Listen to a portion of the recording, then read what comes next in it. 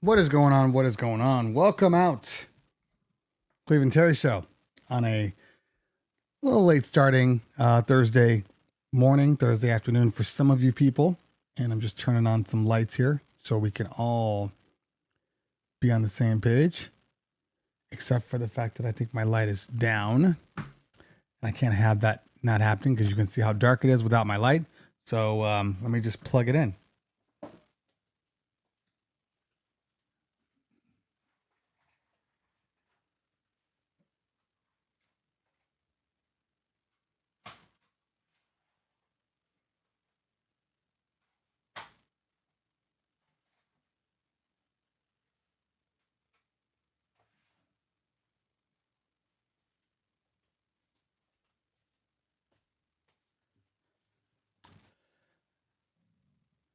I have way too many plugs in this room.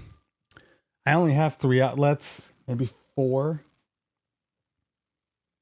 outlets, and I use every one of them. I'm on surge protectors. I'm on a whole bunch of stuff. I'm using a lot of power. Dare I say it? So today we are absolutely not going to be check. Make sure the volume is on. We're absolutely not going to be staying past 12:15 because well, I am busy as hell. I am busy as hell today. It's always strange when you have less parties. You know, obviously we'll do anywhere between, I mean, right now we're averaging like 9 events every Saturday night, which isn't a problem. I love that. It's when we have like 5 parties like we do this weekend, but they just happen to be super big productions. We have let's see, we have four in town, and then we have one in the Bay. The one in the Bay is a super large party, like lighting, LED wall, LED floor, all that stuff. I'm going to the Bay for that one. And then we have another wall, which is local. It's at a person's, I mean, I was going to say it's at a little house. It's not, I mean, it's not a little house. It's a mansion in Tarzana, but it's at their house. And we're bringing another LED wall, smaller one. And I had a person flake on me for the wall. So then I had to bring somebody in that's newer. If you guys did not know, I've been training my daughter. I have a fingerprint right here, and it's driving me crazy. So I'm gonna have to go get my spray and clean it off. But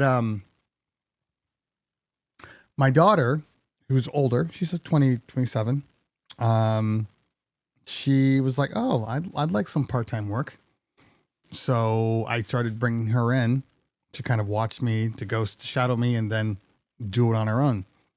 So she's last week she was with me in Santa Barbara doing an event, and I didn't have to do anything. I didn't touch anything. She just did the wall herself. So not to say she's not ready, but it's like trial by fire, you know? So we're going to make it happen, but it's happening much sooner than I anticipated. Anyway, so I don't know what it is about having less parties where there's more stress and more work. I don't understand how that happens. Anyway, hope everybody's doing well. I saw the comments from Kylie.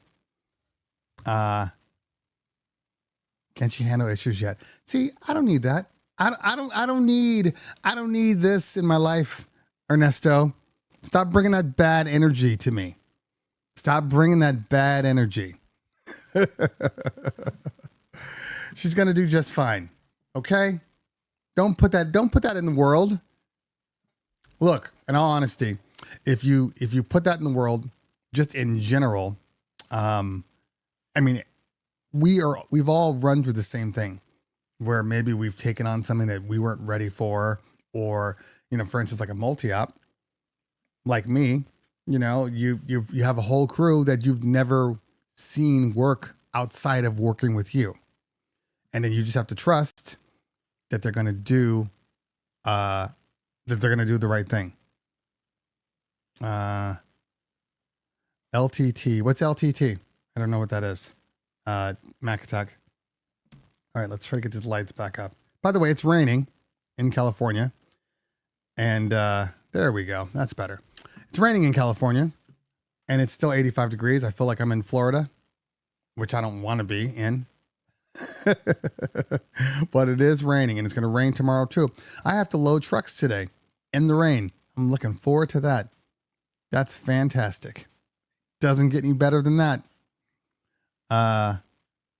Yeah. Like just decide. Just decide what you want to do, Earth. Okay? You want to rain or you want to be hot? You can't do both. That's why I don't like Florida. I don't like Florida because I don't know, my brain doesn't know how to feel when I'm in Florida because it doesn't make sense. Armpit of hell. Philip Tan in the building. What is going on? For folks who use foggers, hazers, the algo pointed me at the PMI Smoke Ninja Pro, which seems like a fun reimagining of a fog machine. Handheld, battery-powered, wearable, Bluetooth, or DMX. I don't know that one. I don't know that one. And there's a lot of hazers. Foggers are, look, to each their own. I think that foggers are kind of dead. They're just like dedicated fog machines because they don't really do what you want them to do. Hazers are always the best choice. Nice says, saving for Black Friday. I want Evolve 70 calm speakers, expensive. 90s probably overkill for me personally. I mean, I guess it's relative. You know what I mean? Like, I think the 90s, the difference between the 70s and the 90s, simple difference. And I use them, so I know. The simple difference is the 70s have a limit. Whereas the 90s have a limit, but rarely do you reach it. So that's really the only thing I will say. The 70s sound great, but you do reach a point where you're like, okay, this is as loud as they're getting, but the 90s I've pushed to the, I haven't gone over.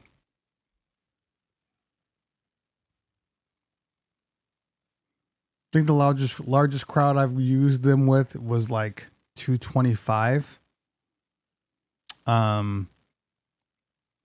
But I've used the 70s up to, 170 people. And I thought, it's fine in the room. You know what I mean? It's fine. But I don't have that question with the 90s ever. Do you base your volume? Explain, Don Rafa. Okay, let's see what we got here. Pablo Miami in the building. What is happening? Sorry, I didn't mention you before. Mixmaster G in the building. What's going on?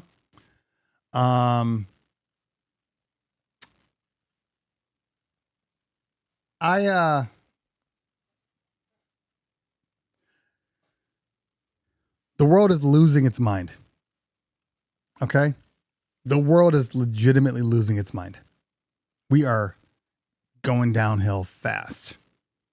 And as an American, I don't even know what to think anymore. In all honesty, I have no idea. It's literally like reverse world. I know for a fact there's multiple timelines.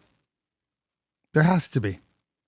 There has to be multiple timelines, and I happen to fall into a timeline which is just a sheer shit show. Because it came out like the craziness happened just insanely fast. And I'm not even sure I like it here anymore. And I'm in California. I'm safe in general. It's crazy. It's crazy. I am shocked. I am shocked when I hear about free speech falling by the wayside. As much as people would use, you can't persecute him. You can't punish them. They're using their God-given right, their right to free speech. And then when we were saying, well, freedom of speech doesn't include freedom of consequence, and they were like, that's bullshit. Freedom of speech. Now, where are we? Where are we? Now, free speech is bad? I don't know. I don't know. But I know when people used to call me the N-word, that was just them expressing themselves and using their First Amendment right. It was okay then. Now, you can't even criticize somebody you disagree with without it being considered hate speech. That's insane. We are living in bizarro world. I don't care who you are. We are living in bizarro world. If you are jumping on the whole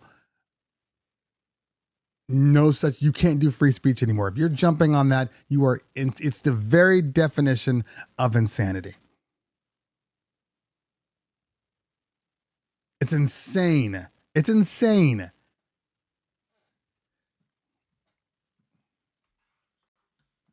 And trust me, there's a lot of DJs out there that I look to and go, I don't understand.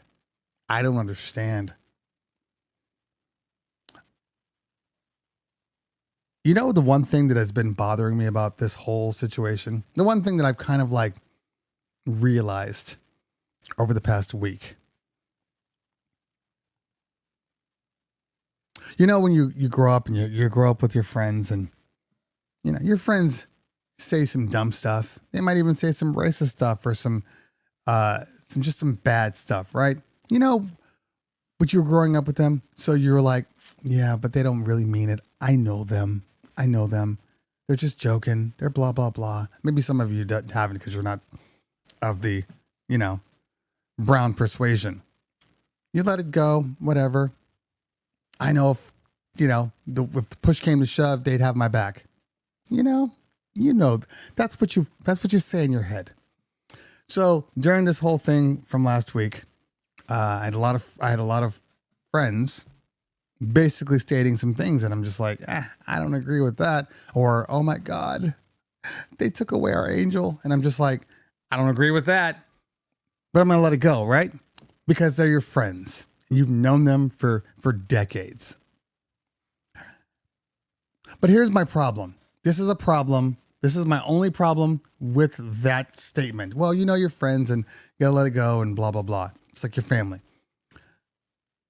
I think that the people that you associate with kind of tell you what kind of person you are. And even if I'm going into this with like blinders on, oh, not my friend, you just don't know them. The people you associate with are just confirming what we're in denial on. You know? Because I see people on Instagram, on Facebook, and they're just like, oh, well, you know me. I just want to agree to disagree. And then I look at their comments from their posts, and it's the worst individuals in the country spouting off. Am I supposed to go, oh, well, that's not you, but that's who you are friendly with. So which one is being truthful? You get what I'm saying? Like, let's say well, I don't have to say it. I'm a black man. And my friend is white, okay? And I'm supposed to understand that, oh, he makes jokes and everything. But his other best friends are all in the KKK or the Aryan Nation. And he's like, I'm not like that. But all your friends are. So if all your friends are racist and you associate yourself with those people, wouldn't that in turn make you a racist? You get what I'm saying? So I'm at this point now where I'm just getting rid of everybody. I'm getting rid of everybody. You know, if I go on your page or whatever, and all of your people are all saying terrible stuff, and either you are just letting them do it or not saying a word or having any discourse, we're done. We're done. I don't need it in my life. There's enough. If I want to see that kind of stuff, all I have to do is literally open up any social media app. And for the people that keep telling other people that, well, you just don't understand. It's bizarro world. It's bizarro world. So how about the new 8-lot pixel tubes? I don't know, Mark. That is so insensitive. You guys, I know you think you're being funny. I know you think so. But it is incredibly insensitive when I'm letting stuff out and we try to push it off somewhere else. I know you think I know, I understand. I get it. But I'm just telling you how it comes off. And it's the beginning of the show. And we always talk about this stuff in the beginning of the show. That has never changed. That has never changed. By the way, I barely said anything, not to you guys, but in general. And I looked at my my social media account, and legitimately, I know I've lost at least 200 people, and I haven't said anything. I've expressed that I don't agree with this whole Charlie was an angel. I don't agree with that. And that's my right. You know, I don't think a man should be killed for anything they say. Okay. I don't. But my right is my right. And I don't believe that what they're trying to put him under right now is where he should be. That's all. And we have that right. You know, we don't have to like everybody. We don't have to appreciate everybody. If somebody says something that I don't like, I don't have to hang around you. That's all I'm saying. You guys saying we're down? Hold on, let me see.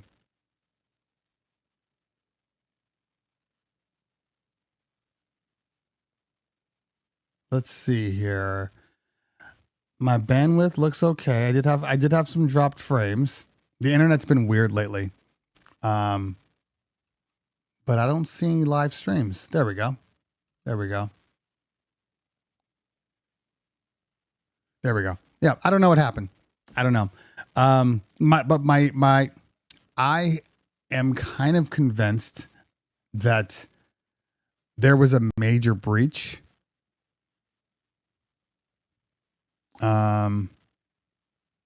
Unfortunately, CT, not everyone goes by your words. JFK, MLK as examples. I don't. Okay. Unless they are watching. Hey, I wouldn't be surprised if there was some sort of filter in there. But no, what I was going to say was, what I was going to say is, in general, I think there was a major breach across the board from a technology standpoint.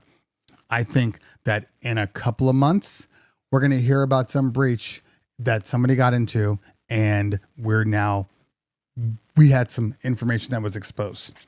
I am for sure. Yahoo had problems. Our servers went down twice, which never go down. We pay for our servers. Our servers went down just recently. And the internet's been acting real weird lately. I'm pretty sure that something happened, and they just haven't told us yet. Honestly, I think it happens more than we think. Okay, there's a difference between getting hurt for something you say versus not surprised by someone getting hurt for something they say. Yeah, it's just trash. The world is trash right now. I'm trying to figure out.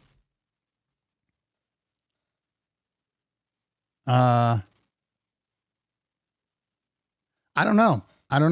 Ernesto. I don't know. Uh, I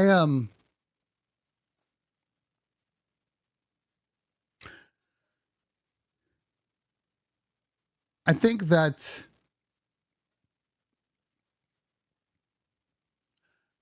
I don't think we're well beyond unity. Okay? I don't. I really don't. I think that there's a lot of great people in the world, and there's a lot of misunderstandings. And there's a lot of silos where people don't realize how alike they are anymore. You know, when I see things like liberals and Democrats, they're horrible, horrible people, and they're violent, and they're this. Are you serious? I don't know one violent Democrat. Not one. So this bizarre world where we've turned around is because we are all in these silos and nobody talks to one another anymore. Okay? You know, there was this to get to come around full circle into DJing. I saw this one reel, and a guy really broke down why it's hard to DJ for people now. A guy really broke down, and he was like, up until 2005, 2008, like maybe right before, like, iPods and then iPhones. Up until that point, we were all watching the same TV shows. We had TiVo, but we didn't have, like, everybody else for the most part was watching shows in real time. So when you watch a show in real time, the day after the show airs, you can talk to all your people about it, right? Let them know, oh my God, did you see this show? Did you see this? This is amazing, blah, blah, blah. And then you were all able to, like, share in the experience together. Then, music. Everybody listens to the same radio stations, whether you like the music or not. You listen to Power 106 and The Beat and, K-Rock, all of these things you listen to together. Back when I was growing up, at a certain point, we listened to all the music. It could be Doobie Brothers to Run DMC to, Shania Twain, all on one station. So we all listened to the same kind of music. Right? And then we hit around like 2005. That's when people started to be able to get their own music, and they would put their own music on their iPods and on their iPhones. And then Spotify came out and all these algorithms. And then your taste, which used to be a group taste, is now just your taste. You start to listen to stuff that only you listen to, and your friends are listening to stuff that only they listen to. Now, you might have a common song or two in there where you guys can connect, but there's a lot of music that only you listen to. So fast forward to 2025 now, and people are like, why don't you play new stuff? Why don't you play new music? It's because nobody's listening to the same music anymore. So you have to play to the lowest common denominator. And that may be, 2015 and below, where everybody was listening to the same music. It's not the same anymore. It's not the same. And that music silo, that TV show silo, I watch tons of shows, like great shows. When was the last time I talked about a show to somebody and in real time you could share in that experience? In general, maybe, okay, so I've been watching, the one show I've been watching religiously week to week has been Alien Earth, which is a great show, by the way. Alien Earth. It started out kind of funky, but it's gotten really good. Anyway, that show would have been a water cooler moment in any other lifetime. Oh my God, did you see that? Now, of course, you can go online and you can get on forums and, they'll be talking about those types of things, but you still have to operate in real time. And a lot of people aren't operating in real time anymore. I have shows right now. I probably have 10 shows that I want to watch that I haven't watched yet. Or season 2 or 3 of a show that I need to watch. I need to watch season 2 of Severance. Now, I didn't talk to anybody about it. My wife didn't even watch the show with me.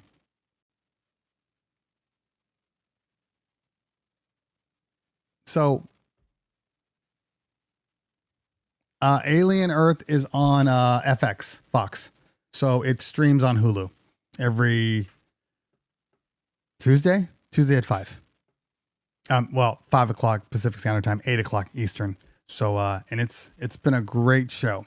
Great show. Like I said, first 2 or 3 episodes, I follow a lot of these YouTube reviewers, and I find that the one thing people don't do a lot of anymore is give things time to develop. They see 1 or 2 episodes and they're like, "Oh, show's terrible. It's trash. It's garbage. Horrible." And then they leave, right? But a lot of shows did not even get good until like the 2nd season. I mean, what do people tell you about Breaking Bad? Oh, yeah, you gotta get through the 1st season, but as soon as you get to that 3rd season, oh my God. Nobody's doing that anymore. They're like, well, I'll just go to the 3rd season then. Industry on HBO Max. That's another good example. Industry. I haven't watched Industry. I watched Succession, but there's a lot of people who haven't watched Succession. It's just this world. Don Rafa says instant gratification. I mean, yes. People aren't willing to see things. Artists, you sneezed weirdly. I didn't sneeze.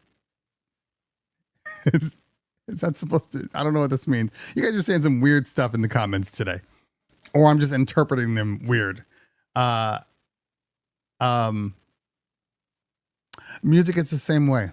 Artists don't have a chance to develop anymore. It used to be you'd get an artist and they'd be like, okay, there's something there. There's something there. I don't care about the DJ review. I don't. I care about getting it done. Okay? But nobody's going to look. I'm going to be honest with you, okay? I'm going to be very, very honest. And I hope you can respect what I'm saying. All in all honesty. But if you don't, I get that too. There's not going to be an updated Ref 7. Not right now. Just let it go. Let it go. I hope you can understand this. And I thought I explained it before, but I will say it again. We are right now the busiest we've ever been. And in the world of DJing, that's the thing we all want. We are the busiest we've ever been. We literally created an entirely new department, production department, for all of our LED walls, light installs, LED floors. Like we created essentially a whole new business. Okay. And, I'm tired. I am tired. Like I'm legitimately tired sometimes. I'm tired a lot right now. And like I said, when you're doing all these walls and I'm traveling more, I mean, look, right now, talk about this as an issue. I have to decide where I want to be priority wise for next month. I have a light install, LED floor, full party. I have a huge LED wall, another light install at this nightclub. Okay. Local. I have a bat mitzvah in Idaho on the same day. And then I have like 6 other events. So you see what I'm saying? And I have to decide where I need to be, where the most important place for me is to be on that weekend. It's insane. Again, not complaining. It's the best possible situation that I can be in. But right now, I'm working a lot. I'm researching. I am having to like not build new softwares, but work out new softwares, training new people. And don't get me started on the fact that like the workers are not the same as they used to be. So if you think that, are you transporting from Cali? No. Oh, hell no. Yeah, I have a writer. Yeah, I have a production company coming in to install our sound. Yeah. I'm not doing that anymore. The farthest we take our equipment, is the adjoining states. So that would mean we take our equipment to Arizona, we take our equipment to Vegas, we take our equipment to the Bay Area, which in reality is its own state, in all honesty. Like I have my crew driving the LED walls and all the equipment up to the Bay. I'm flying in on Saturday because F that, I have to have some perks, and that is one of my perks. I fly in, do the job. Sunday morning, I wake up, I fly out. No, we go up to like 7 hours, give or take, of driving. Arizona, and at its farthest point, takes somewhere around 6.5 to 7 hours if you're stopping. The Bay Area takes 5 hours, give or take, to get to San Jose from Southern California. And then we stay in San Jose because it's a nice central location. If you never drive more than like an hour 15 to get anywhere in the Bay Area after that. So San Jose is like a good point. Plus, you can turn around once you're done with the party. You go to San Jose. The nightlife is still going on. It's relatively safe, not like San Francisco where a lot of the places just aren't safe right now. Like we walk to downtown from our hotels and then go drink and party and have a good time. Best tacos. Some of the best taco. This taco food truck is my favorite food truck. If I'm looking forward to anything on Saturday night, it's the taco truck in San Jose downtown. I may not even go into the clubs. I might just walk with the group to the clubs, and I'm gonna stand in line at the food truck and be like, all right, y'all, I'll see you when we get back. It'll take 3 hours to go to LA. I mean, it depends on where you're going. Okay. Like I've had I've had some corporate events and I've had to drive through during the week, and it's been like an hour and a half, to get out. And I'm just like, it's a lot right now. And there's a lot of construction on the roads. So, and that's going to be going on for the next, I think, 6 months, which is the worst part because they're working on the roads on the weekend. Did we stop working on roads at 2 a.m? Is that a thing we don't do anymore? That used to be a thing. Now they're working on roads on a Saturday at 2 p.m. 2 p.m, going down to a 2-lane road. Anyway, I'm sorry the mob is going after you. I got no mob. I have exactly what I've always had. You know, like I wish I could explain, and I don't know if Chris is, I can't see it, black or white. I don't know. I'm assuming not black, but I wish I could make people understand how much hate has always been a part of the world. And I know some people are going to say, well, you're just being sensitive. And, you know, it's not, you're you're kind of brainwashed into thinking that that's what this is, but really it's not. I've been on this earth for a long time. I know when I'm being sensitive. I know when I'm not. And I'm just saying that in general, the world has always been hateful to a lot of things. Brown. I'm not even talking just about black people. I'm talking about brown people. I'm talking about, you know, anybody that's not just your standard American white person. Like, that's always existed. That's always existed. Now, when I was born in the 70s, we were getting over that hump, right? Like the 60s, different world. 70s, changed things. We were getting over that hump. So it's been, 50 years and we're coming full circle. Full circle. History repeats itself. And you know what they say? You know what they say? If you don't remember history, you're doomed to repeat it. And literally, people are trying to forget all the stuff or whitewash it away to make it happen, to make it act like it didn't happen. And now we're right back where we were. And people are saying, what do you mean that happened? That's not how it was in the past. No, that's not how it was. We're literally repeating it. This is a shit show. It's a shit show. I thought, and people keep talking about when we were great. In all honesty, the best time was like the 70s and 80s going into I would say 70s, 80s, and 90s. I'll give you all the way there. That was the best time. People were together. People were understanding. You had many different, ethnicities for friends, especially me growing up in California. That was the best time. It wasn't the 60s. It wasn't the 50s.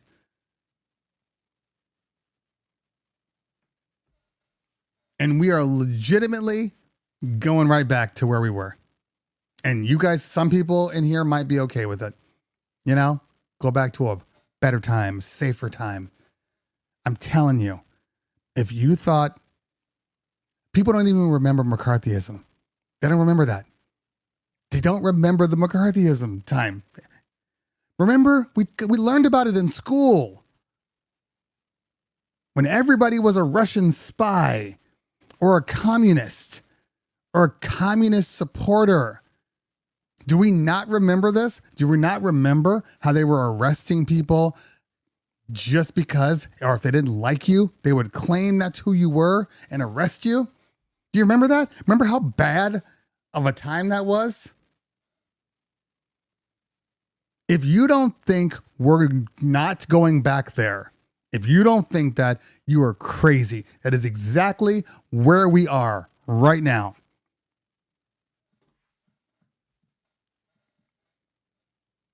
We're Handmaid's Tale, or Handmaid's Tale, whatever. Idiocracy. This is all where we are right now. And right now, the only reason why people don't care or acting like this stuff isn't happening is because we are living in our little silos. We're living in our silos. We have our certain friends and our certain algorithms, that we can just deal with and act like none of this stuff is happening. But it's happening, whether you like it or not. Now, you have decisions to make on where you want to be. You have decisions. I cannot live my life on hate. Okay? I can't. It's bad for you. It's bad energy. It's bad for your body. And I legitimately want to be a good person. I think you are who you are. Some people are just good people. Some people aren't. And I just want to be a good person. But I feel like the only way to be a good person is to ignore all the stuff that's going on. But if you ignore all the stuff that's going on, you put yourself into a situation where you might get blindsided and not even realize. Turn around one day and you're like, oh my God, this is what's going on. But I think it's simple. I'm not sure why it's not simple. Just be good to people. Is that such a wild claim? Is that a wild ask? Be good to just be good to the next person. You go to the store, you smile, you say hi. You know, you chat it up. You help somebody out. Oh, you can't get that thing off the thing? Let me grab it for you. Is that so complicated? I don't personally understand. I don't understand the hate. I understand the frustration. But legitimately, I try to understand why it's okay. Anyway, we could talk about this forever. And because the powers that be are monitoring me now.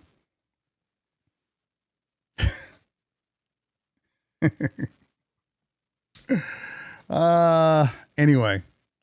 Well, people have always been self-centered. You know, they've always been. But I feel like people used to care more. But again, silos, doors closed. Nobody goes outside anymore. Kids don't play outside anymore. You don't even know your neighbors anymore. How can you live somewhere for 5 to 10 years and not know your neighbor? My neighbors, we're on a corner. We're on a corner. So I have technically 3 neighbors because our other side is the main streets. Okay. My next door neighbor right here. This is a lesbian couple. One's a social worker. The other one is a police officer, sheriff's station. They're fantastic and we love them. And anytime we like to throw parties, especially during like the summer and stuff. So we throw get-togethers and they're invited over every time. They've come over plenty of times. One of them makes the best gluten-free cookies I've ever had. Over there, on this side, this family, and I'm just drawing a blank on their name. But his name is like Chuck. It's like the most like, regular name in the world, or Fred, something like that. Anyway, they're across the street. They came to my daughter's bat mitzvah. And they've come over many times, especially when we do like Hanukkah parties and things like that. They've come over again. And I'm not like close with like the husband or anything like that, but we know, we respect, we appreciate each other, and we help each other. A couple of times, like, hey, can you go to my house? Can you grab this? Can you do this? Of course, we have phone text with everybody around that are in our vicinity, right? Across the street, the first people that lived there was a lawyer, worked out of his home. He wasn't really talkative much, and then he sold, moved away. One lady moved in, great, had a great family. Her daughter used to come over and hang out. They sold because it was too much upkeep for the house they had moved into. Now we have another family. This new family we've talked to, they seem to keep to themselves, but they're not terrible. We have people that walk up and down our streets. They go on walks and they do all these things. You say hi, you communicate. Now, is it so hard to just say hello? Is it so hard to ask about somebody's day or to see how they're doing or what they do? Like your community, if the shit hits the fan, your community is what's going to protect you. It's not going to be, those people in the other state. It's going to be those people. So it's good to have people. It's good to have friends. Actually, 5 doors down from me is my old high school football coach. Strangely enough. And then he'll walk over, we'll chat it up a little bit, but like we're not trying to be like best friends, but it's just having a common respect for your neighbors. The country is a big ass neighborhood. But for some reason, we just assume what everybody is, no matter what. No matter what. Oh, you're this. Oh, you're a Democrat. Oh, you're a Republican. That means you're this. And that means you're this. And no, that's not what I am. No, that's what you are, because you're a Democrat. That's what you are. When did that happen? Democrat and Republican is like races now. It's great. Anyway, so to make a long story short, the DJ video is coming soon. It'll always be coming soon until it comes out, and then it'll come out. If you've noticed, I haven't done even a video. I got burned because I postponed a couple of videos because of a couple of products that were coming out. So I postponed them, and then I didn't even get my product. So you guys know the CDJ 3000s came out. Several reviews. We talked about it last week. And nobody in California, nobody in the United States got any copies of the units. So I didn't get a chance to review them. I haven't touched them. I haven't done anything to them. Anyway, I had postponed a couple of reviews because of it. I knew I didn't have a lot of time because of all the work I've got going on. So I was like, if I'm going to dedicate some time, it should be to the 3000s. Anyway, so it didn't come. They're still coming. I know people were asking, are you going to do a review on them? Yes, I will. But they're still coming. They're just not here yet. I'm sure they'll come here when they come here. So I had some videos that I was going to do, but again, full disclosure, I usually shoot my videos on Mondays and or Tuesdays. I had a huge LED wall over the weekend, so I don't typically do videos over the weekend. Anyway, I was going to release some videos. And then I found out from the secondary LED person that I normally use, and he brings in people with, excuse me, when we get too busy, he was like, oh, my guys can't do it. I'm still looking. And I'm just like, Jesus Christ. And I'm not even going to be in town that day. Like, this sucks. So, I've been rebuilding a brand new computer so that my daughter can work this party.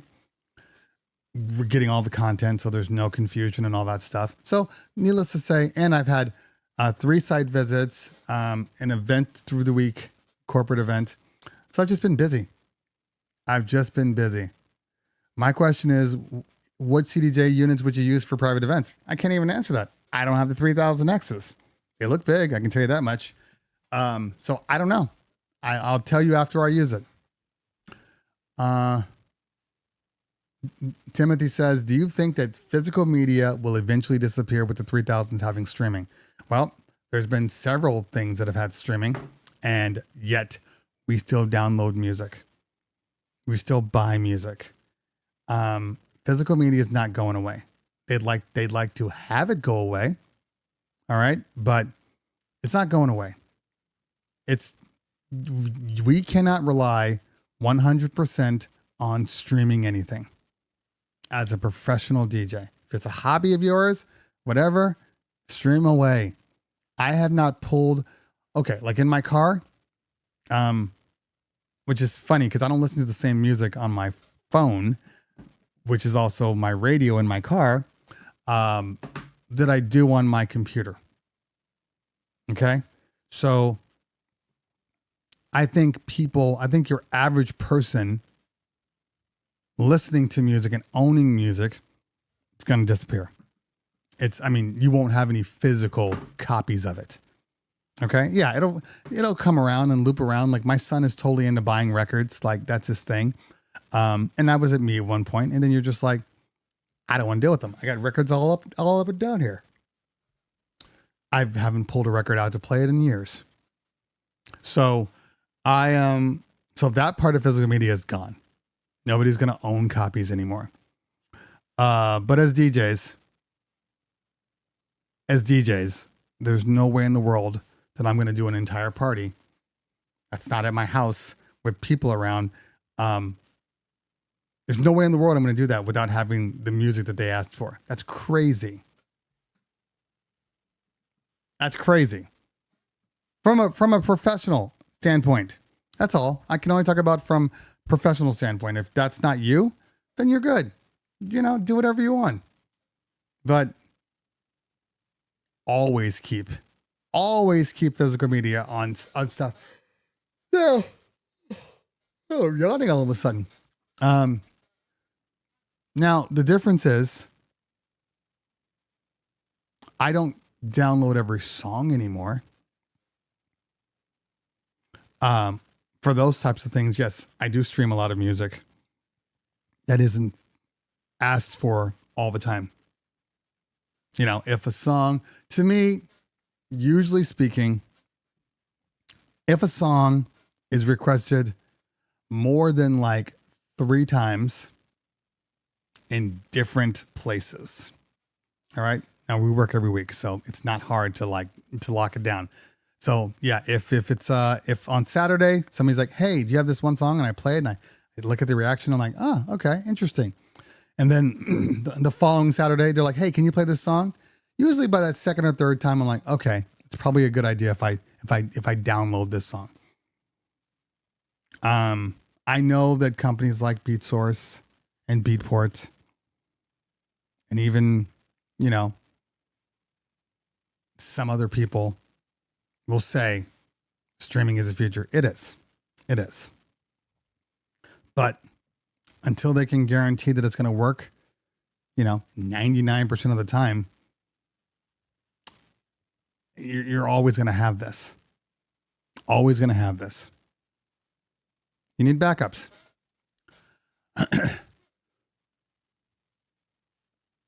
Yeah, there's songs right now. There's songs that I have right now, okay? Not that I play on parties, okay? But there's songs that I have right now that you can't find anymore. You can't stream them. There's no record shops that have them. Like they're just gone. But I have them. And that's because, and again, I'm not talking about like, oh, well, I have the physical record. I mean, I had the CD, but then I have like backup CD ROMs of all my music. I keep saying, actually, hold on. There's a, you know what? I'm going to get something to drink and go from there. So hold on one second. I am really excited about moving forward with our party. Yeah, I'm excited too. It should be a really good party. Just got a couple more questions before I sign the contract. So if you don't mind, let me just get out my questions here. One, what kind of lighting do you use? Specifically, do you use Chauvet? Yeah, I have a whole bunch of Chauvet lights, but I have a lot of other ones. There's a lot of good companies out there. Okay. Do you use RCF speakers? No, I use JBL and QSC, depending on the size of your party, but they're all good speakers. Last question, the most important question I have. Do you mix in key? Do I mix in key? Well, I mean, I've been DJing. I was at a party once and the DJ played a transition that was completely out of key. I could not unhear it, ruined my whole night. Can I see your Serato mixed in key playlist, please? So, every so often I check the CD out to make sure that it works still. This is my iTunes backup. This is a 4.7 gigabyte data backup, MP3 backup. There are songs on here that no longer exist. There are songs on here, especially if you're into hip hop, you know, like there's songs on here. I do have a CD player. I do. I have a external drive. It sits in a a box in the corner of the room. I do. I keep one. Everybody should keep at least an external CD-ROM just because. But there's songs on here that I know for a fact nobody can get anymore. Nobody can get. So at a certain point, you maybe, and there's such bad quality. like there aren't any laptops. You have to get an external. Yeah, you can thank Apple for that. They're the ones that caused this, which I'm actually okay with. No, mine's on a NAS too. This is a backup of my backup. As a matter of fact, there's a CD burner right here, right below here, that I use to rip all my DVDs. So I have two burners, but like I said, they're probably 60% of these, 70% of the music on here. If I play it, I would not play it ever again because the quality is so terrible. But nostalgia. One day they're going to have something. You're going to be able to do this. And it's just going to like pull all the songs on here. What is this? What is this?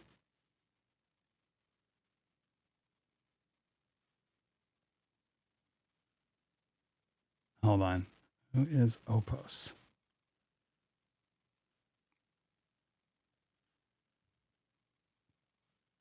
Okay. I'm going to sneeze. Hold on. Yo, I just booked my first wedding. Yeah? Dope. When is it? Next week. Can you believe it? Next week. Okay. Do you have any gear? Yeah. I have two 12-inch speakers. Okay. Well, you might want to rent or borrow somebody's sub. Okay. All right. That's cool. What about microphone? You have a microphone? Well, I mean, I have a corded microphone. Yeah. Again, you might want to go out and rent or borrow somebody's wireless microphone. Okay. A week from now is pretty quick. Do you have all the music? Do you have everything they need? I have some music, but I have like my SoundCloud streaming service, and if I need to, YouTube. How much are they paying you? Bro, 6 hours plus the ceremony, $300. Oh, you're good. Yeah? Yeah, you're good, man. You're good. Have a good time. Sweet. Thanks, man.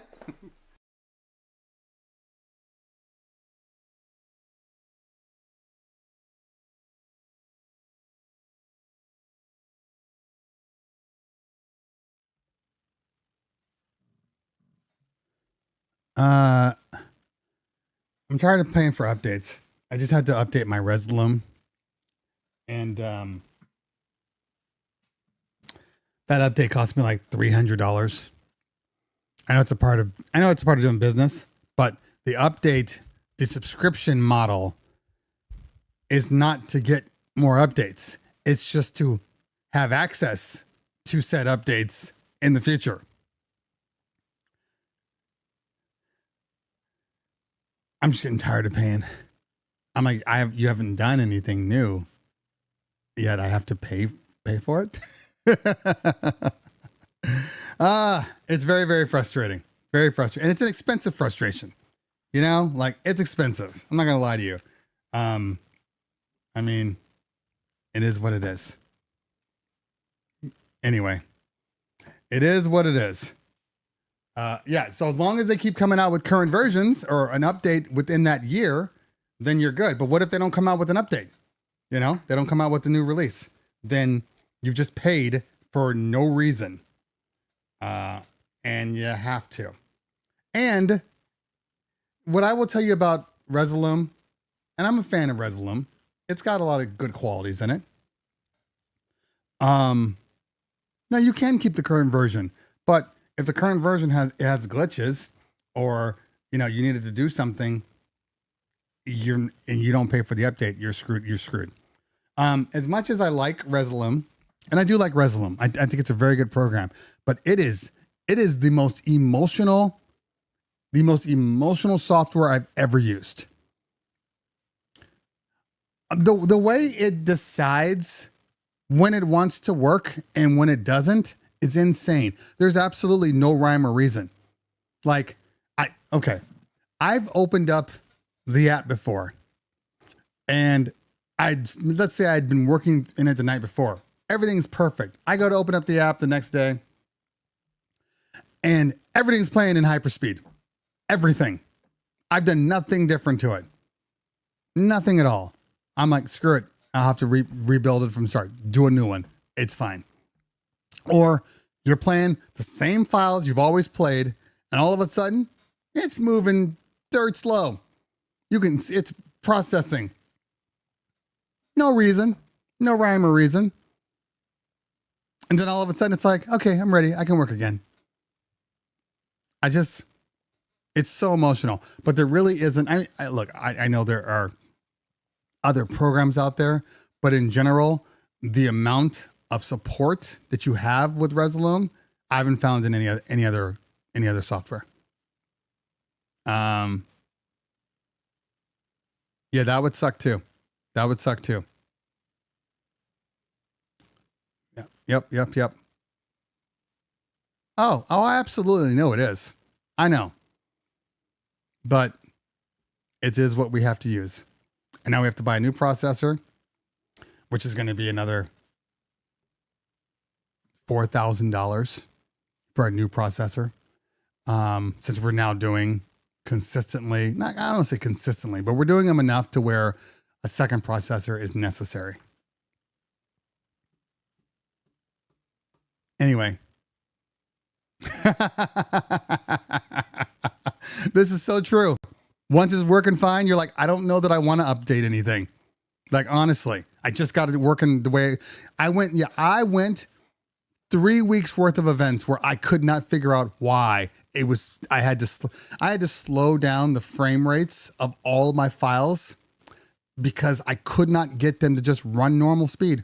No matter how much I tried, could not get them to work. So, so when it works, you're just like, it's good. It's good. You just move your hands back. It's good. We're all good. No, nothing I need to do here. So, yeah. And I've watched it crash on occasion just because. So there's a trick. Oh, there's my other DMS hat. There's a trick that I do, and it's saved my ass several times. Okay. If you're working on walls, here's the trick. Okay. Listen closely. So when you plug in Resolume into the wall or whatever you're using, TVs or whatnot, okay, usually the client will give you a logo. All right. That logo is going to be usually the main logo on the wall. So once you have kind of created your layers for that logo, take a snapshot, take a screenshot.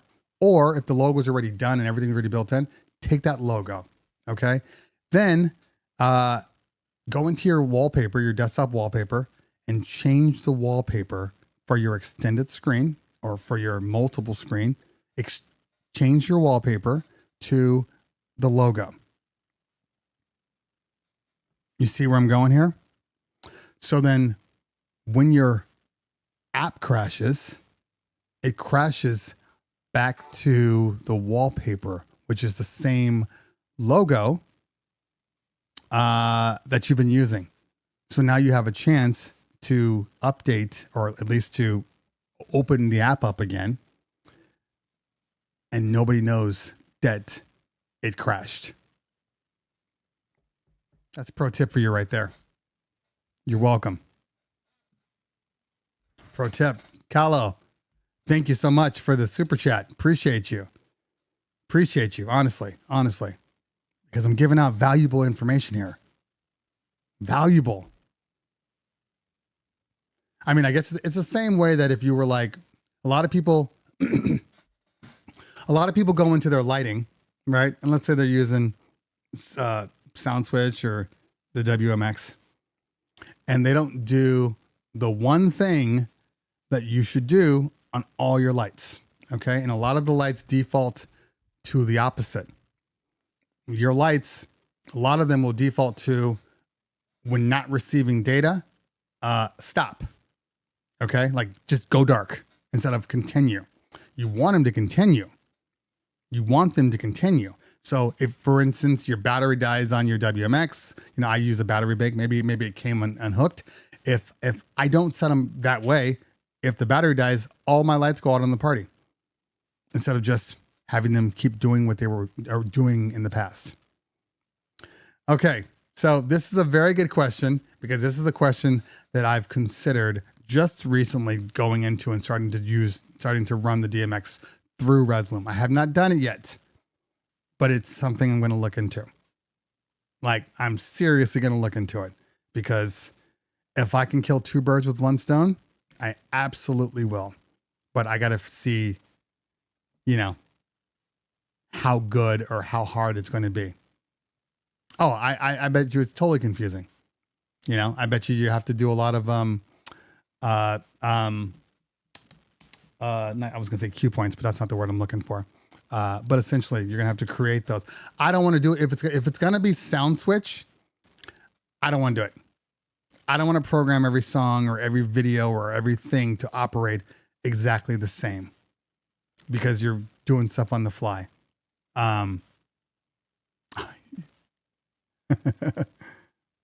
So I mean, I don't know. Anyway. All right, let's see here. Good job, Marcus. One of the smart ones here.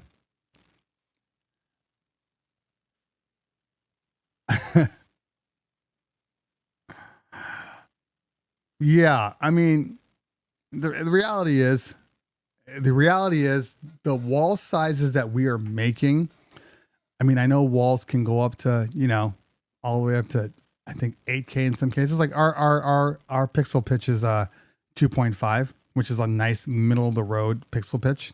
Anything below that, and in all honesty, if anything below that and your walls are falling apart on you, if you're trying to transport these things around all the time, 1.8 is going to be a nightmare for you. Okay. 2.5 seems to be a good happy medium. 3 and above, I don't know. 3 and above, if I'm standing in front of the wall, I see pixels, that drives me crazy.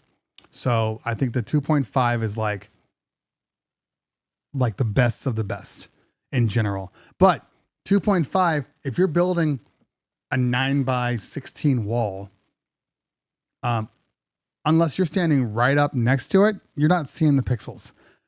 What I'm trying to say is, if you have a wall that big, still a full HD, which is 1080p, you're not going to see any pixelation or any of that stuff. You see what I'm saying? Like, I'm just saying, people are running 4K walls, and you don't have to. Now, if you've built a wall that's 50 feet high, 100 feet around, if you've built a wall like that, then yes, having 4K is very important. But most people are running 4K just to run 4K, and it's not necessary. You're just putting a lot more stress on, at least on your processor. Your computer, it's going to upscale anyway. Like, all things upscale to 4K. And the only difference that I have seen by going, and for the most part, going 4K versus 1080p is when you pull it onto your canvas, so to speak. It's probably taking up 25%. Yeah, I guess 25%. But then you just right click on it and say fit to screen. And if you can't tell the difference because of the upscaling. Now, the best thing about 4K is you don't have to change anything. You can just drag it right onto your timeline essentially. And it's just working full. Like, that's easy. But resolution wise, visually, you're not really seeing it, in all honesty. Anyway.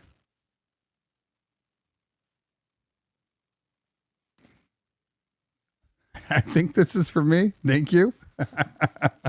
Trust me. I don't know a lot of stuff. I know a little bit about everything, which makes me dangerous. Slight to the eye is what I'm talking about.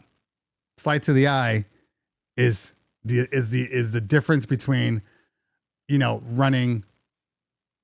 Okay. I can have the best visuals in the world or the best audio in the world. And once I play it out of those speakers, all those nuances are gone. Once you introduce distance, because remember, distance is a thing. Nobody is sitting right up in general. I'm not talking about like a full on like the Grammys or the Oscars. Okay. I'm talking about like your standard event. Nobody is standing right in front of the wall. Everybody. Okay. So if I build a 18-foot wall wide, first table that's going to see that wall is at a minimum 25 feet away. So nobody's seeing the pristine resolution because you're too far away. And the farther back you go, the higher the pixel density can be. That's why. You ever gone to a hotel and they have an LED wall up? You ever looked at the LED wall? Because a lot of times they're in your windows, because they're going over there. But from far away, you're like, that looks like perfect. And then you get to the hotel, and every single LED bar is spaced out by like 3 feet, right? There's a bar here with some LED dots, and there's a bar here with some LED dots. Meanwhile, there's a full-on empty space in between. But from far away, it looks like it's all one big wall. Same thing. And nobody really pixel peeps. I mean, in all honesty, shit, half the people have bad eyesight anyway. And nobody's wearing their glasses when they're watching this stuff. So it's already a little bit dull anyway. Nobody's coming to a party with wearing their glasses. Anyway, but to each their own. I've done 4K. I've done 1080p. I have 4K content. So even when it upscales, you get what I'm saying? Okay. So I'm just saying, in general, for the most part, 1080p, there's nothing wrong. Now, of course, if your content you're pulling in is shitty, you can't upscale that any better. Okay. So if I have 480p content and I try to have it upscale to 4K on this wall, yeah, it's not going to look that good. Okay. I know this for a fact. All right. But if my content is already 4K content and I'm just putting it on a 10K panel, it's still going to look good. I stream live videos, so I'm concerned about logos and background items. I see the difference in 4K.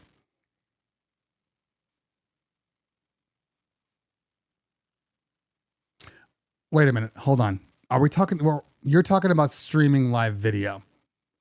Are you talking about video walls or just streaming live video? Because that's very different.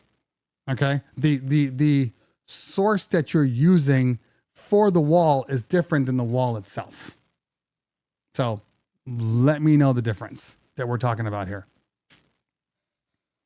Like I said, I wouldn't put a 540p visual onto my LED wall. It's 1080p or higher, no matter what. That's the minimum is 1080p.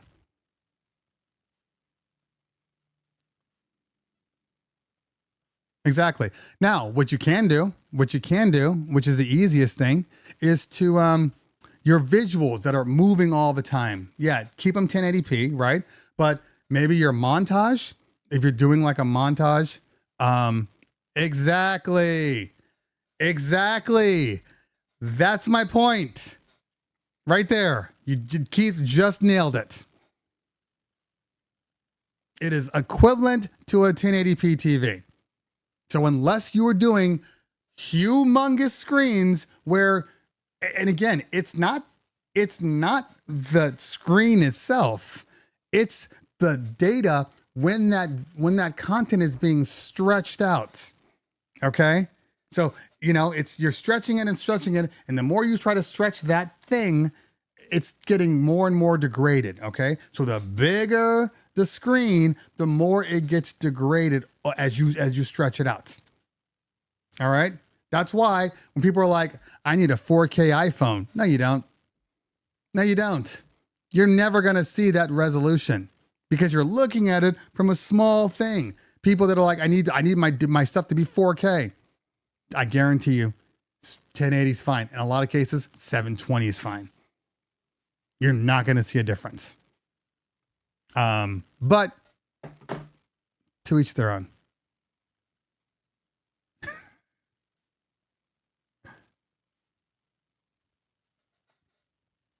Yeah, I get it. And again, it's entirely up to you. You know, I'm not trying to tell anybody that they need to do a certain thing. I'm not trying to say that. I'm just saying that in general, a high resolution 1080p content on a 2.5 pixel density wall is going to look absolutely beautiful. That's all I'm saying. And if you go 4K, which you're entitled to, the montages I always put in 4K. I want them to pop a little more, make them look even a little more special. But yeah, I think you're fine. And these processors, just their upscaling is so good now. It's so good now. It's hard to spot the difference. It's hard. Like I said, the only difference I'm seeing, and I'm not talking about pixel peeping, but going 1080p upscale versus 4K technically downscaled is processor power. There's a little bit of maybe a little bit more ghosting. I mean, it's the same thing because there's certain videos that won't run in Arena Resolume. There's a lot of videos that won't run there. Or like 4K content I'll pull in just won't run properly. So I will have to convert it anyway through Resolume. Trust me when I tell you, when it's converting it, first off, the file sizes are stupid in Resolume when it converts them. So dumb. I'll have like a 60 megabyte video loop, right? 60 megabyte video loop, and it's not working properly in Resolume. So I convert it. That 60 megabyte file turns into like, in some cases, half a gig, sometimes close to a gig. Like, it's insane converting them. They gotta do better with their optimization. Anyway, did you see the record pools are getting phased out and moving to BeatSource? No, they are not. I mean, they are and they aren't. They're not moving over because of BeatSource. Okay, BeatSource is doing their own thing. Record companies have never liked record pools. Okay, it's not because of BeatSource. It's because record companies don't like record pools. Period. They've never liked them. So they've never liked them. So in general, again, look, I don't have a problem with record pools phasing out. I'm sorry, I don't. I think as DJs, we're fully capable with 2025 technology of literally either stemming our own intros or creating our own intros, whether you use Serato Studio or Ableton Live or Logic or DJ Studio, like all these things make it easy to make your own intros. You don't need to be paying people for intro music anymore. Stop paying people for intro music. Okay. Now, having said that, if you're trying to get remixes, yes, you're paying for that service to get remixes. I appreciate that. I don't appreciate just using a record pool to get new music. Music costs $2, $3 at max. Okay. Your record pool will cost you $20 to $30 a month. All right. So that's if you're only downloading regular music with intros, that's 10 songs. Now, if you can tell me legitimately right? That you're working weekly, sometimes, multiple times during the week. If you can show me where you've actually downloaded and played 10 new songs every month, then you should be on a record pool. If you're not, then it's pointless. You might as well just buy your music. That's it. You might as well just buy your music. A lot of people have like 3 and 4 record pools. I have 3 and 4 record pools. I pay for 1 record pool, but I have 3 and 4 record pools. That's way too much money you guys are spending. Well, I need to have Beat Source, then I need to have DJ City, and then I need to have, for my remixes, I get Headliner Music Club, and then for this, that's like $100 a month. Yeah, but it's a business expense. It's still $100 a month. And $100 a month, 33 songs. Are you downloading and actively playing over 30 songs a month of new music? Okay, so J Skills. I get 10 songs a month just because I keep up with everything on Billboard and it's new music every week. I just have I don't know what HH is as a record pool. Oh, Headliner. Okay, whatever we're using. Okay, this is what I'm going to say. Again, I'm going to ask the question again. I'm going to ask it again.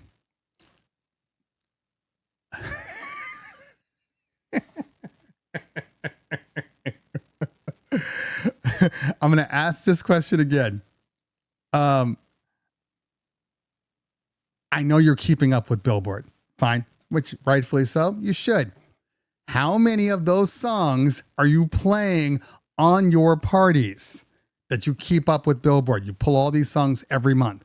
How many of those songs are you playing? That's my only question to you.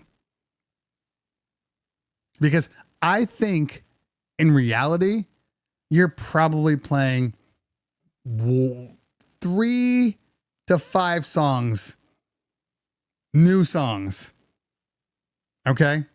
And I'm not talking about songs. Oh, by the way, this classic song, I should have had this song. I'm not talking about that. I'm talking about new music. New music. That's not, Bad Bunny and Karol G. I'm talking about new music.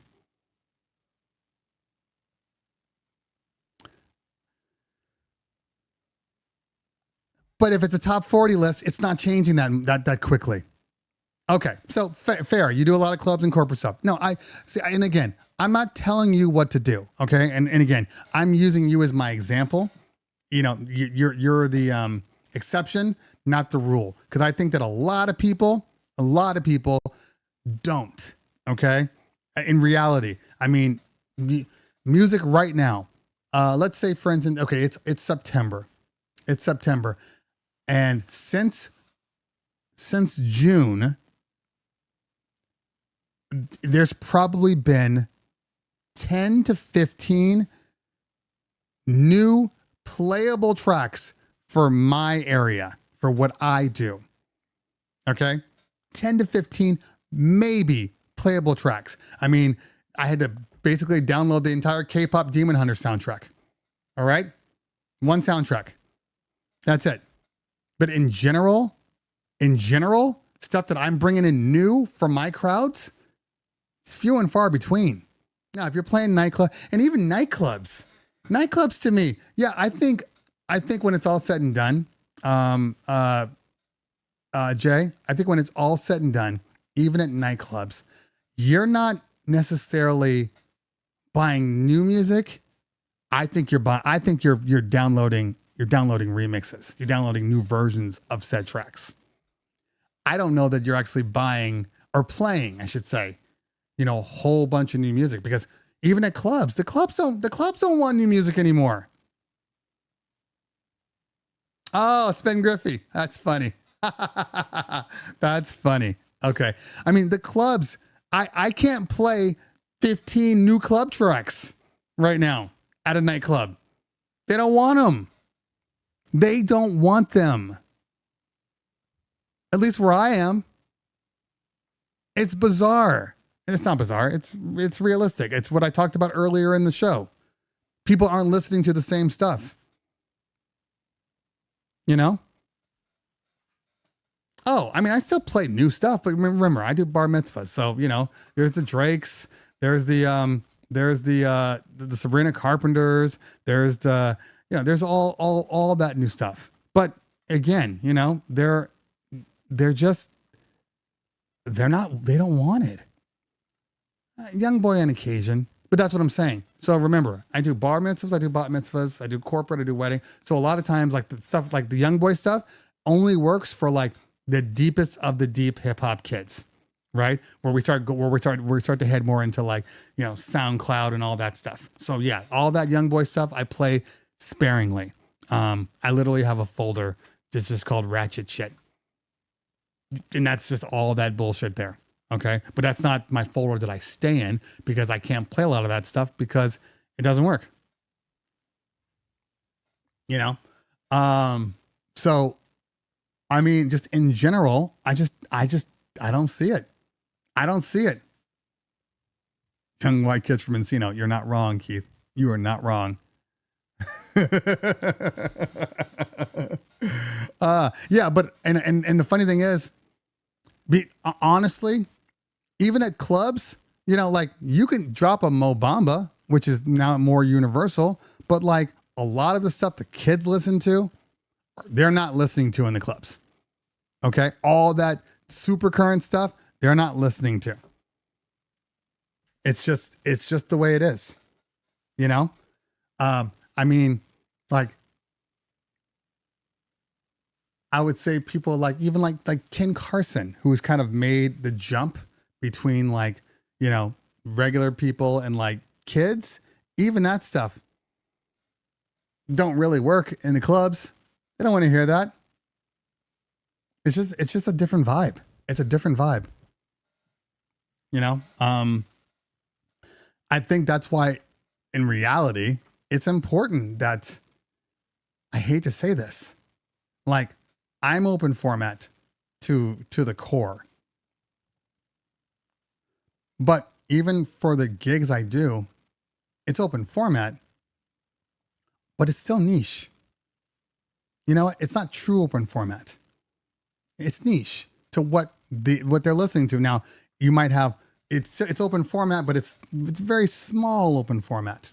Now, having said that, I've done tons of, I mean, I did a corporate event that was 3 days worth, and every single group was different. So one day I played, you know, LA, West Coast, you know, hip hop and pop and all that stuff. The next day it was all Latin community. I played nothing but Latin music, you know, and I went deep in there. And then the next one, they were from out of the country, like Swedes. So I had to play like super pop and like classic pop and all, like, it's just, that's open format to me. Not having to say, okay, I only play hip hop. And then they're like, okay, well, we have a Latin group coming in next. And I'm like, well, I'm still only going to play hip hop. You know, that's open format, is being able to, it's not just, oh, I play everything. That's a lie. Everybody uses open format. And that just means that a lot of people, their open format is not really open format. It just means they throw all the shit in a gumbo pot. I'm open format, all the shit, but you got no flow, and you're just all over the place. All over the place is not open format. Even with open format, there's still a skill set that needs to be made to stay in between genre jumping. But people have used that tagline like, no, I don't do those parts. I'm just too open format. They want a house person. They want this. Well, if you're open format, you should be able to do house music. But people use open format as an excuse. Anyway, I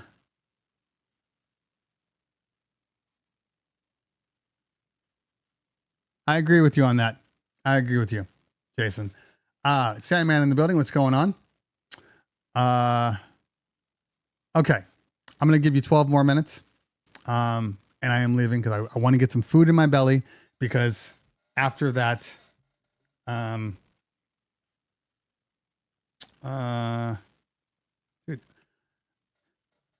I am on my show, the same show I'm on every Thursday for the past 5 years. Period. One day you will remember. Now I got to put a LOL, so it looks like I'm unserious.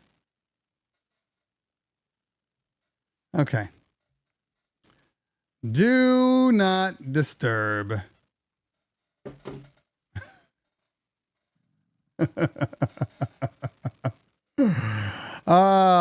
Anyway. They really don't. It's crazy. My partner's the king of telling everybody how great I am, but forgetting everything that I do.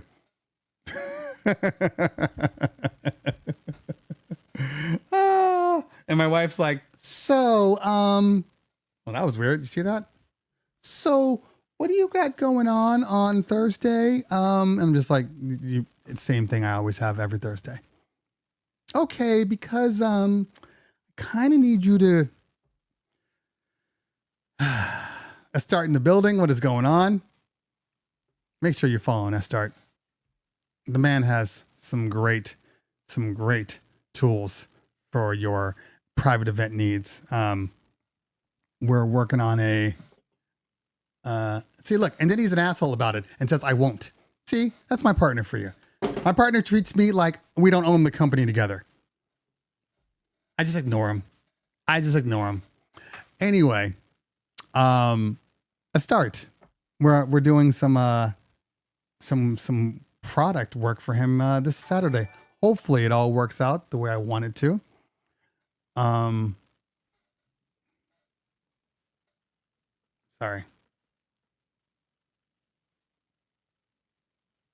I have a video wall, as I told you guys earlier today, and we are going to be using his live streaming aspect for the video wall. We're going to try it out on a party.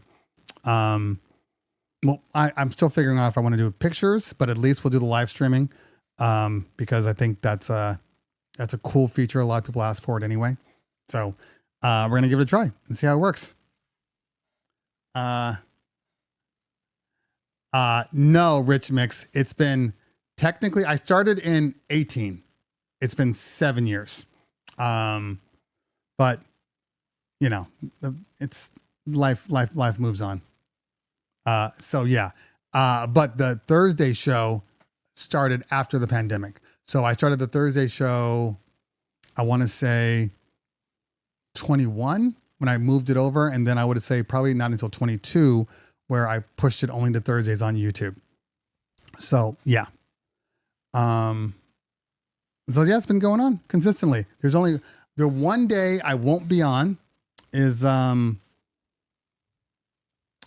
weeks from now, on the 2nd. It's Yom Kippur. So I won't be on here on Yom Kippur. That would be weird when I'm not eating and supposed to be reflecting. So yes.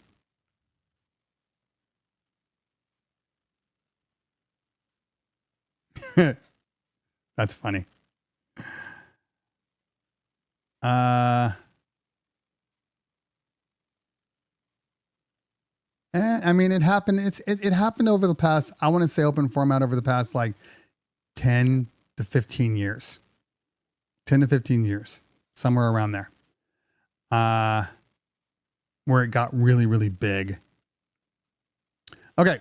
So, let me see if there's any more questions. I know there was a couple of questions about, I saw one question about,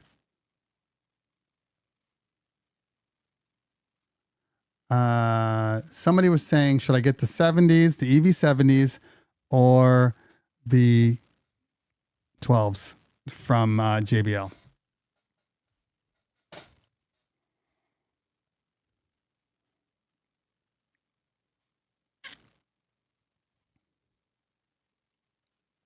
Okay, so based upon my video with the KC12s comparing them to the LDs, 28 G3s, which are also 12s, I would say you're still going to get a better output from the 70s. Now, the highs are subjective. I think they're both pretty clear, in all honesty. But I think they're going to be close. But I still think that 15-inch sub, you're going to see more benefit. Because I know a lot of people are like, well, I'll just bring a sub with my JBLs. I mean, you could do that, or you could just get a bigger sub and call it a day. So I still feel like the 70s are better in the long run, but the KC12s are a solid speaker. They're a solid speaker. I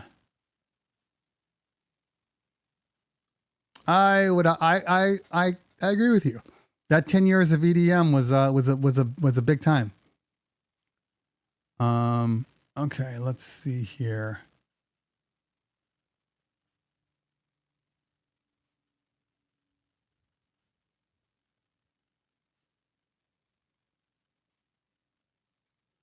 Look through your playlist, your play history for the last 3 months, and you'll realize how many you actually play. This is true, Keith.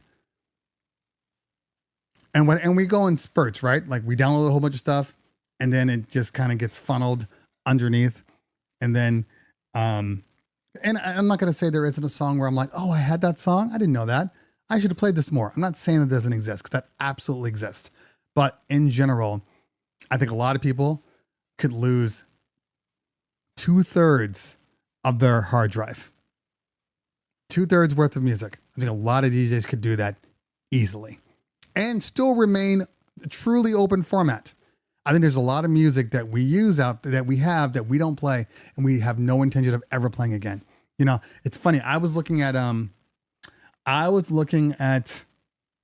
couple of playlists I made, probably, I don't know, 7 years ago. I can't remember what I was doing. Oh, I was pulling video content for the wall. And I was pulling music videos, and I'm looking at all these songs. It's like Panda, some, a couple of not Sierra, but there's some Missy tracks in there, that I'm like, I love these tracks. I'm absolutely never going to play them.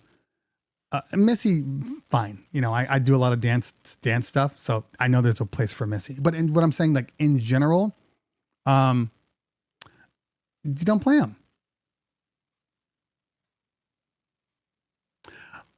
Right, Matthew. But he was only talking about comparing them to the KC12s, not the point source. And I agree with you. I agree 100%. Like I said, Astronaut in the Ocean still works for my crowd. Just the first 30 seconds. And then I'm on to another track. But it still works for me. Doesn't work for adults, but it works for kids. Alcoholics. Perfect example. Alcoholics, great music. As a matter of fact, a lot of them, Alcoholics, Souls of Mischief, give or take a song or two, right? Souls of Mischief, Bush Babies, Reflection Eternal, like all of these tracks are amazing. Great artist. You're just not playing them anymore.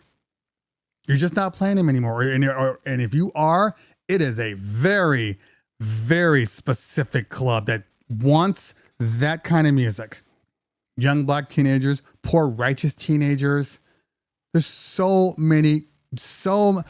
I'm not saying you can't play it. I'm just saying that in general, it kind of went away. To me, it's like 80s music. Besides like the top 10 80s songs, you're not playing 80s music in general. That window of time, people have just forgotten about. They just forgotten about the 80s in general. That 80s pop music, you don't really play too often. Besides the top 10, 15 songs. It went 70s to 90s. Lighter shade of brown, deeper shade of soul. I mean, all these groups. You just don't play. You just don't play. Unfortunately.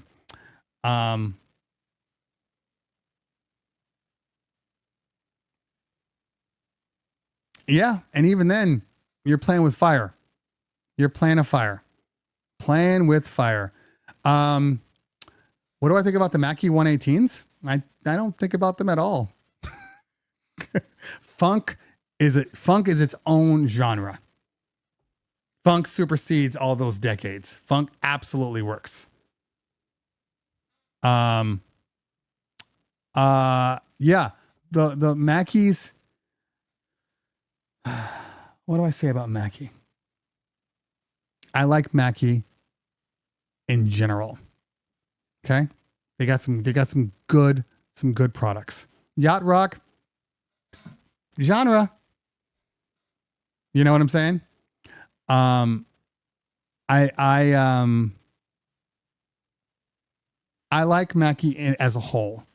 I don't think Mackie has the best products. I think a lot of times a lot of their products underperform. But I do like a lot of their yeah, yacht rock is essentially white people R&B. I'm sorry to put it in that way. Anyway, what was I saying? Oh yeah, Mackie. So I like Mackie a lot. I do. I like their thumb goes. I like a lot of their mixers. Their speakers underachieve for me in general.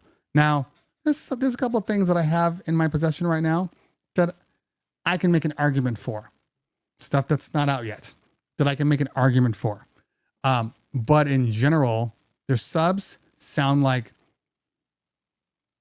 their subs don't hit. They sound like Eons. They sound like the Eon 118s. All their subs, even their best subs, sound like Eons, JBL Eons. So they're warm, they're full, but they don't hit. They just don't hit. And again, it's subjective how people like their bass. I like my bass to pop and hit you in the chest.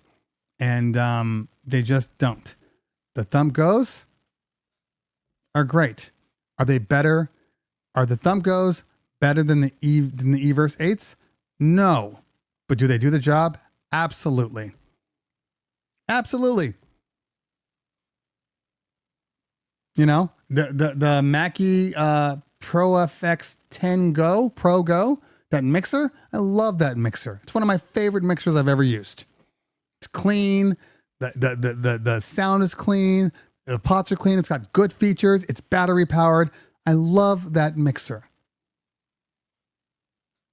You know, but like their highs, meh. You know, even a lot of their battery powered stuff, underpowered. You can't really push it. It'll die. The Mackie Thumb Go is legitimately the sweet spot for their sound, because I don't even like the sound coming out of their Mackie Thump, their thrash goes, their 212s. I don't like the sound that's coming out of there, and they're just ridiculously heavy. Their highs are fine, very a little sterile. The Zoom Live Track is a great mixer too. I have one of those too. I do. I love the Zoom Live Track, and that L6, that small one, is great. Like I said, I've been really fond of the Mackie. It's a great mixer. You guys have seen the Mackie. I don't have to show you the Mackie, right? Yeah, I don't have to show it to you. Anyway, yeah, every time I see that Zoom, I'm like, I kind of want one. I kind of want one.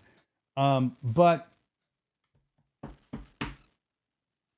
like their mobile mix controller, little battery powered thing, like that's a cool little thing. Use Yorkville and call it a day. Come on, man. Come on. I like Yorkville. Eric makes great stuff, but it's not the end all. It's not the end all.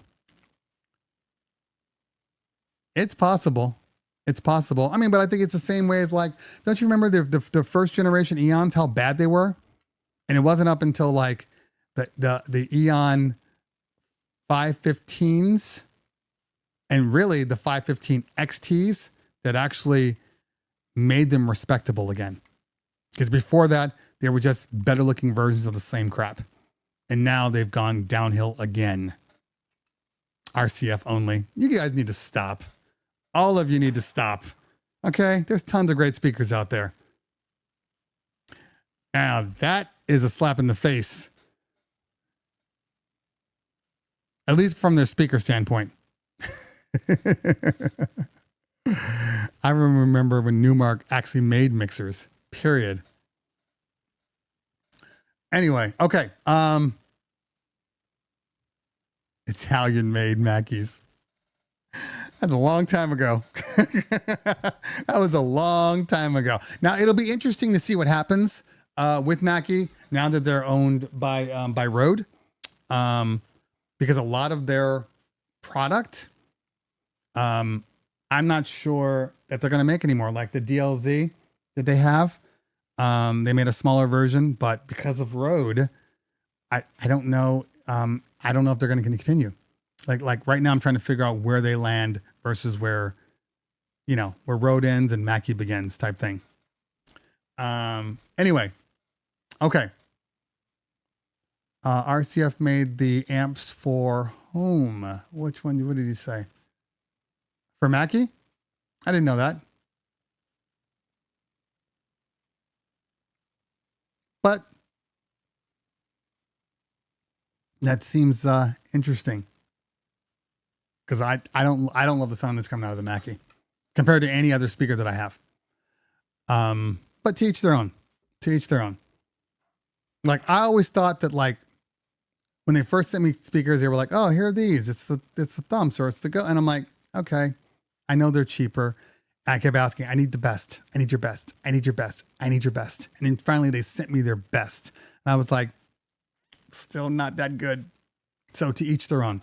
Anyway, it's 12:35. I do have a 1 o'clock. I want to eat today. I want to relax. I want to calm my nerves. I got a long day ahead of me. Long day. I got to load 2 trucks with LED walls and full things at 5:30 tonight. I have to work with my daughter, get her all specced out. I got a lot of stuff going on. Anyway, so I got to go. But I will see everybody next Thursday. We will have a show next Thursday. Yeah. But not the following week. Somebody asked if I was going to Mex. I don't know. I don't know. I don't know. This is the first time in years. Well, technically, it was last Mex where I was like, why am I here? Like, why am I here? It's been... What I will tell you about Mex, I won't go for more than 2 days. I will go maybe even for a night. Like I'll try to get up in the morning and I'll go on like Tuesday and stay till Wednesday night. Maybe I stay for 2 nights and then I just drive home in the morning. But that's it. That's it. It is not worth the 3 and some people 4 days. Not worth it. It is not worth it at all. Anyway, so in general, 2 days at Mex. I don't believe I'm staying for the entire 4 days at Expo, DJ Expo. I'm supposed to be doing Boston. We'll have to wait and see, but I'm supposed to be doing Boston. We'll have to wait and see, in all honesty, if it all happens the way it's supposed to. We'll see. I'm supposed to be going to Boston. I'm supposed to be going to Miami, both in December. So we'll see if these things pan out. I know one thing. I'm kind of done spending my own money on this stuff. So if I don't get sponsorships to go, not going to DJ's Assemble. He's talking about a Harvest of Sound. I don't have the time. Don't have the time to do all of it. So I'm going to stay home this year. I wanted to take a little step back anyway, just not from everything, but just like from the conferences, because, you know, I go to NAMM, which I'm always going to NAMM. That's just, NAMM is great. Even when it's smaller, it's still great. So normally I would go to NAMM. I still haven't, there's a couple of, there's one I may be doing next year, which is Midwest. I've never done Midwest DJs, so I'm going to do that one. So I'm working on that right now. I haven't done Midwest. I haven't done the Collective. There's one that's in Pittsburgh Summit. I was asked to do that a couple years ago, and I just couldn't do it. Maybe I'll do the Pittsburgh Summit. But MEX, day or two. DJ Expo, because of the time it takes to get there, I lose a day to begin with. So chances are, the only reason why I stay longer is because it takes so long to get there. But we'll see. I would like to go to Amsterdam, obviously. So maybe one day I will. But right now, no. I mean, shit, I have to make more content, period. I have so much stuff to get out. You're going to see videos and be like, that's weird that he's doing that. Why would he do that one? Because I promised I would do that video 6 months ago, and now I'm actually doing it. Anyway, hey, likewise. So, all right, 12:40. I extended 10 minutes past what I wanted to. Hit the like button on your way out, but I got to go. I thank you guys for your time. If you guys have parties this weekend, have great parties. I'm going to hopefully make it through. I'll tell you how it happens the following week when I'm done, unless I, crash in an airplane or something like that. All right, y'all. I will see you guys next week. Enjoy yourselves. Peace out. Do your thing. Enjoy.